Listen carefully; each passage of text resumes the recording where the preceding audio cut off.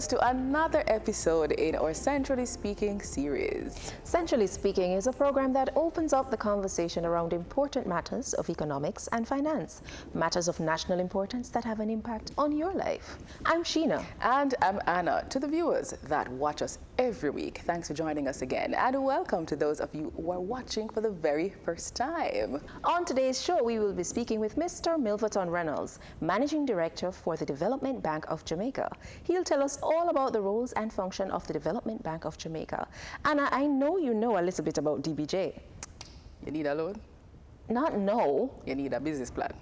I have a business plan. You need a marketing plan? I have a marketing plan. They don't need to be DBJ then. No, that is why I'm ready for DBJ. Because I have everything. I have a financial statement. Oh, you're ready then for true? Yeah, man. Yes, Sheena, the Development Bank of Jamaica provides opportunities to all Jamaicans to improve their quality of life through development financing, capacity building, public-private partnership, and privatization solutions in keeping with government policy. Wait, Anna, you swat that? Don't tell the viewers. Go on, good. But now let's check in with the streets to see what our viewers know about the Development Bank of Jamaica. True or false? The DBJ is a commercial bank. True. No. No, it's not a commercial bank. False. I would say it's false. Because I know that they help people with special funding. So I would guess that it is false, that they are commercial. False. No, it's not a commercial bank. Not at all. Why do you think it's not a commercial bank? Have you ever seen anyone go there to open an account? Like a NCB, Scotia, so forth? DBJ? Yes. False. False.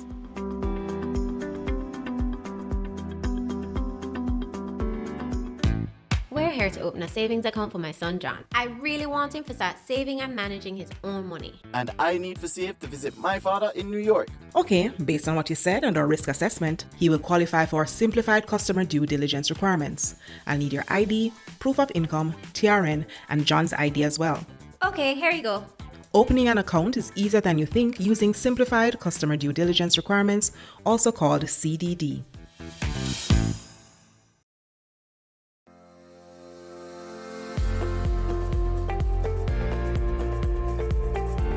Welcome back to Centrally Speaking. Joining us now is Milverton Reynolds. He is the Managing Director of the Development Bank of Jamaica, otherwise known as DBJ. Mr. Reynolds, welcome to the program. Thank you. Welcome to Centrally Speaking. Thank you, ladies. Thank you. I am really happy to be here. It's good to have you. And of course, I'm always happy for any opportunity that presents itself for me to share information with your viewers. All right. About DBJ. To DBJ. All right. So it's your first time here on our set. Yes. It is my first time here on your set. So, we always ask this particular question. Which parish are you repping? That's one. And two, what high school?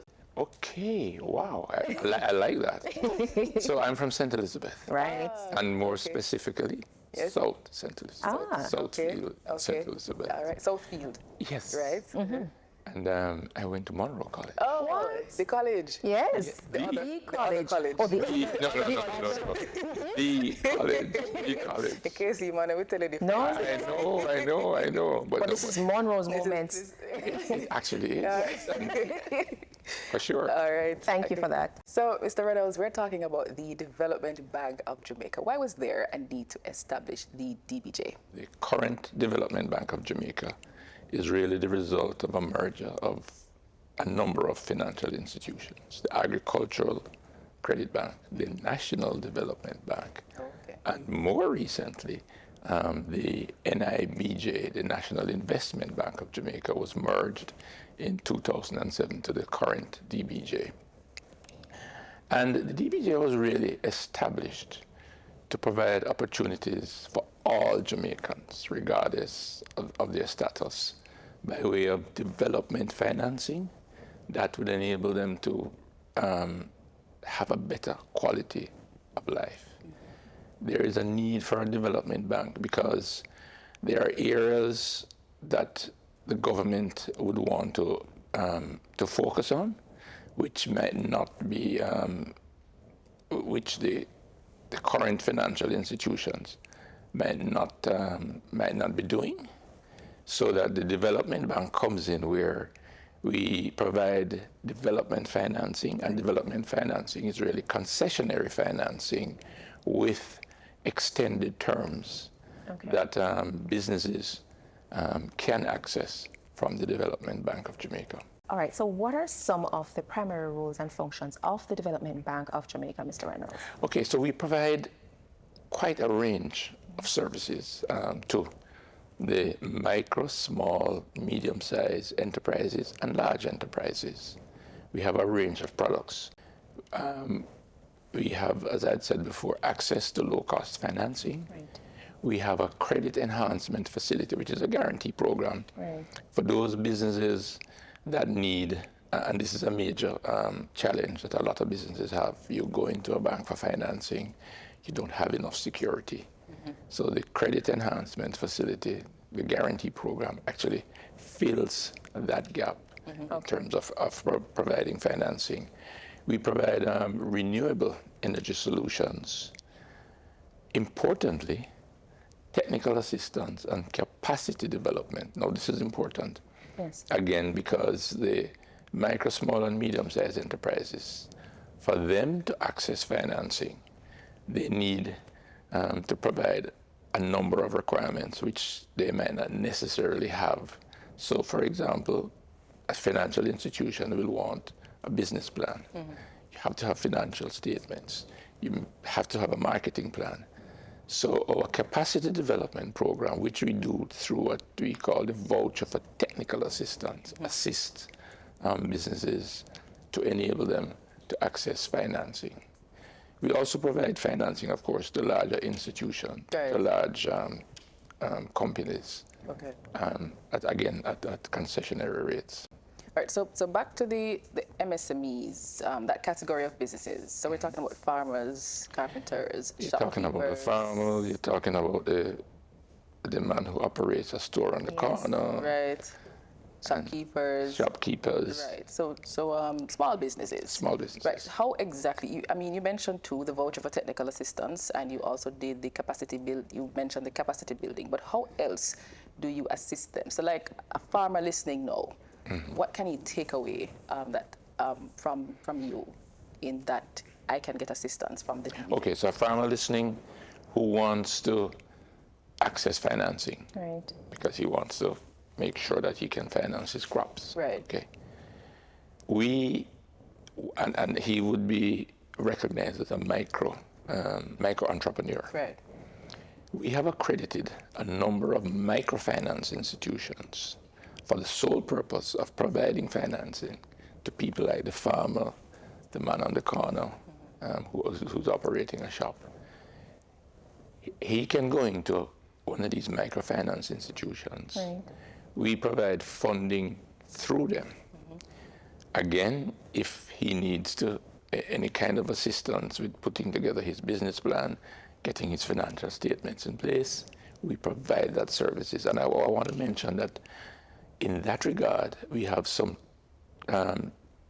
25 business services providers that provide a range of services, from financial statements, marketing plans, business plans, etc. That would then enable that microfinance person to access financing from the microfinance institutions. And I think importantly, the rates are concessionary, and the terms are also very concessionary. So again, one of the reasons why you have the Development Bank is that we are able to offer a longer tenure for loans than would happen with the commercial banks. Private sector entities. Yes. There currently exists, Mr. Reynolds, public-private partnership arrangements as well as privatization program. Yes. Would you like to share with us what's DBJ's role in this initiative? Who benefits directly from these partnerships? Privatization is something that has been happening, I think, from in the 1980s with NIBJ. More recently, in 2012, the public-private partnership program was put in place. Right. The DBJ was mandated by the government to manage this program. We provide secretarial services for the government agencies whose assets are going to be either divested or be part of a public-private partnership. Okay. The DBJ is the government arm that really manages and ensures that this program works. Okay. Okay. Truthfully, everyone benefits. and let me explain why. Right. So the rationale behind public-private partnerships and privatization is that there are assets that the government owns, which really and truly is better managed by the private sector. Okay. One, the private sector can provide the capital that may be needed to expand that particular business. Secondly, it also, because we know that the government, the fiscal space that the government had is always a problem. Yes. So by divesting of these assets, which really and truly the government doesn't need to own, government tends to be quite inefficient at managing these assets. Right.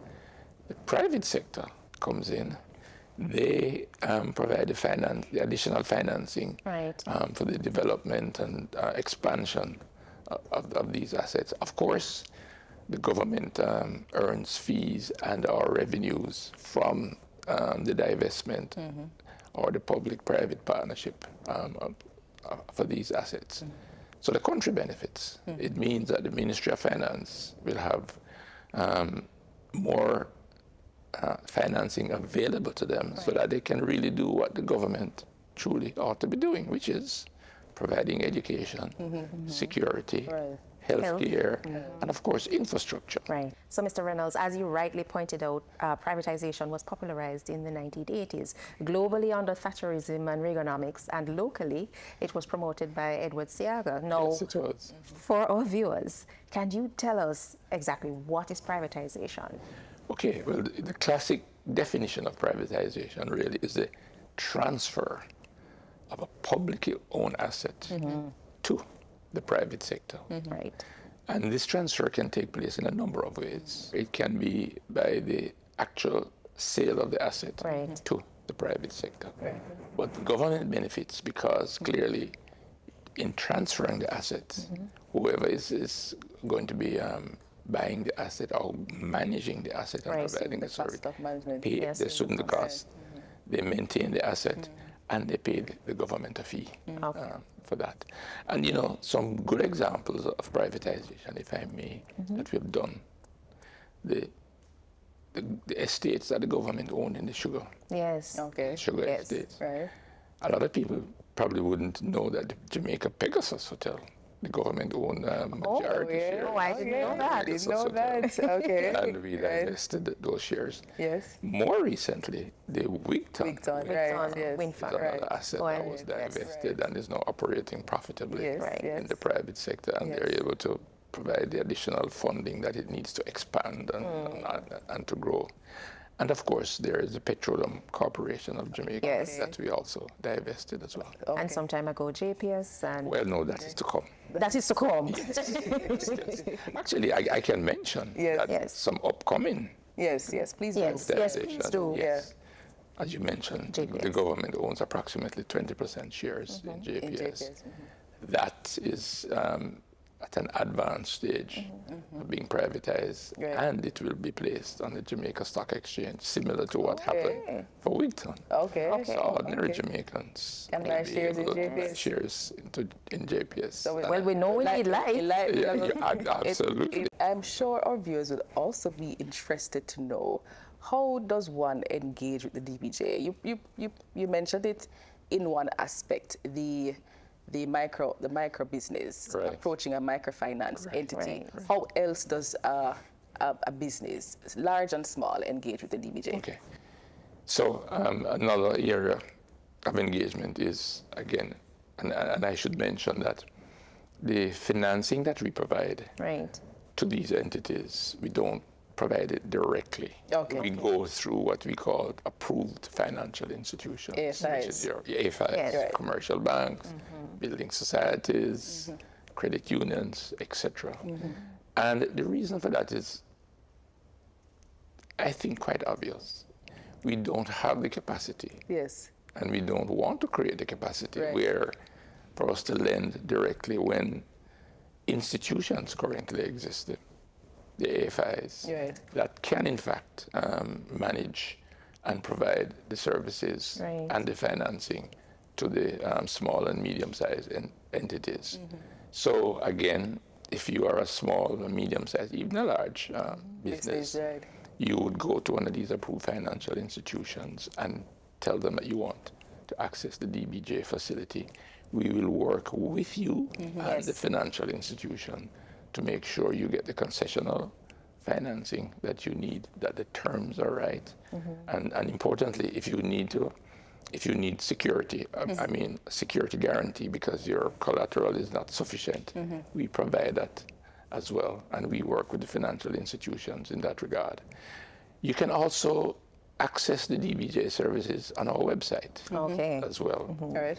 And we have websites for the regular DBJ website. We have a website for the PPP privatization program. There's a website for the credit enhancement facility. And of course, we are on social media as well. Okay. Okay. I just wanted to be clear for the viewers. Is there any qualification, anything that makes you qualified for a DBJ loan, or can anyone access at any stage? Anyone can access at any stage. Right. I mean, I have to mention that for you to get a loan, you clearly have to have a business. Right. Is going to be profitable, and you have to demonstrate that. You also have to be registered. Okay.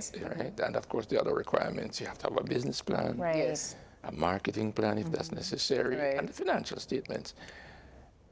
The way it works is that you would need to satisfy the approved financial institution with all of these requirements, and we work with you to make sure that you're able to do so. As I said before, if you need any capacity development, you can get the voucher for technical assistance, and the voucher for technical assistance is actually very good.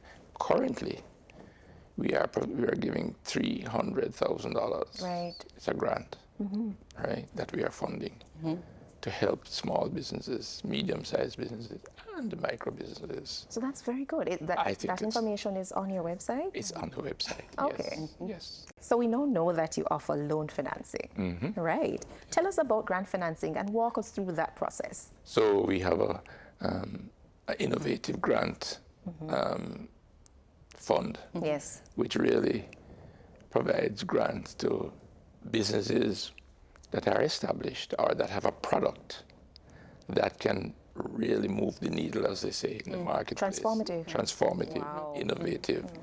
We would provide a grant for that. Okay. So in addition to the innovative grant program, there is also what we call Ignite grants to existing businesses, again, that want to, or to startup companies that really have demonstrated that they are going to take the business to the next level, whether it is to expand locally or to overseas markets. Again, we have what we call an Ignite grant. Now, to apply for these, we advertise, I think, quarterly, where you would make an application, and your application would be assessed. And if it meets all of the criteria, you would be given a grant, and the grants go as high as $14 million. So those businesses that fall under the banner of micro, small, and medium-sized enterprises, MSMEs. I always struggle with that term. Yes. You need to know it. Yes. They're always seeking assistance, right? You've said you gave some previous examples, but what are some other examples of how you provide support to that sector? In addition to what I've already mentioned, which is the concessional loan financing, credit guarantee program, the capacity development program, which you can use to build the capacity of your business. IT and otherwise. And otherwise. And I think that really covers the gamut of services Okay. that we provide to the micro, small, and medium-sized enterprise, in addition to the grants Right. that we just spoke about Okay. as well. And there you have it. We just met with Milverton Reynolds, who enlightened us about the DBJ. He is from Southfield St. Elizabeth. He is Monroe alumni, and he is privatization guru.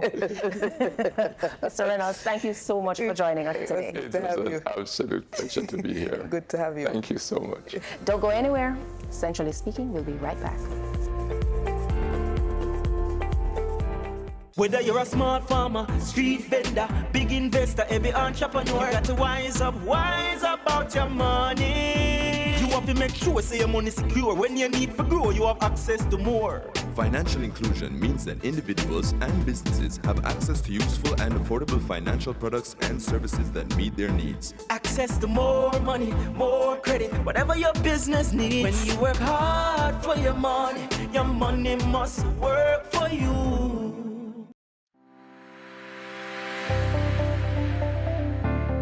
I'm sure you enjoyed our interview with Milverton Reynolds, who discussed the role and function of the Development Bank of Jamaica.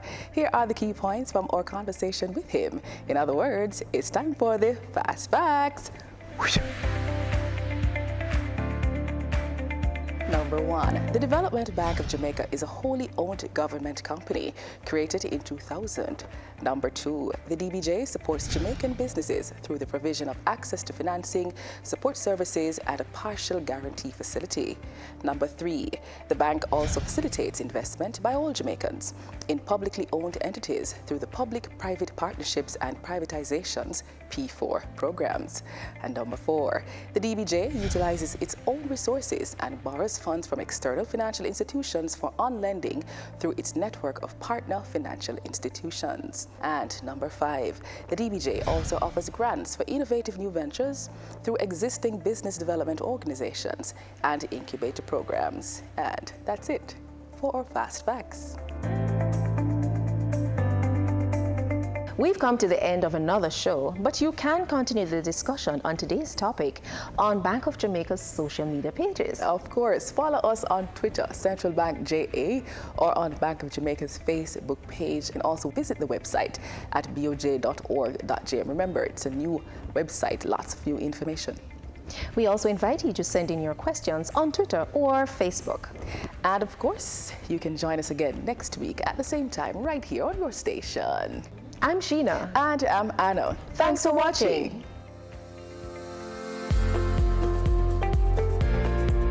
Centrally Speaking is a production of Bank of Jamaica.